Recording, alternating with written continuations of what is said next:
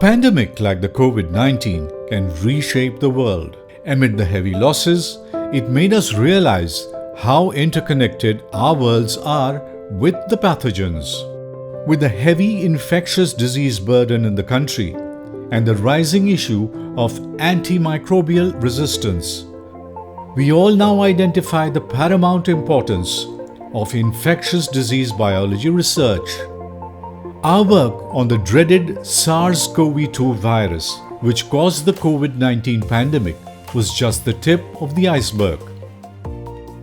A large share of our work is on several pathogens such as bacteria, virus, fungi, and protozoans, causing diseases like TB, dengue, and malaria, among others. Each one of them is of serious concern for public health. Knowing how the pathogens interact with the host is key to dealing with pathogenesis. Our approach is to study how the pathogen survives and thrives in different conditions. With this, we have made great leaps in understanding how bacteria elongate, divide, and split during cell division to become two equal daughter bacterial cells. Similarly, we investigate the molecular basis of the multiplication of bacteria, viruses, and protozoan parasites in the host cell and decipher the molecular mechanisms by which pathogens take over host cells. Plants are equally susceptible to pathogens. We went about identifying resistance to pathogens as a genetic trait, and this has helped us in developing infection-resistant crops.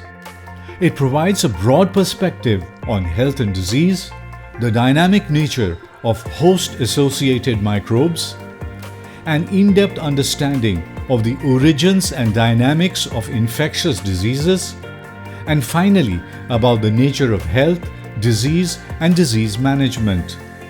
We believe these will also lead to novel strategies for alternate antimicrobial therapeutics.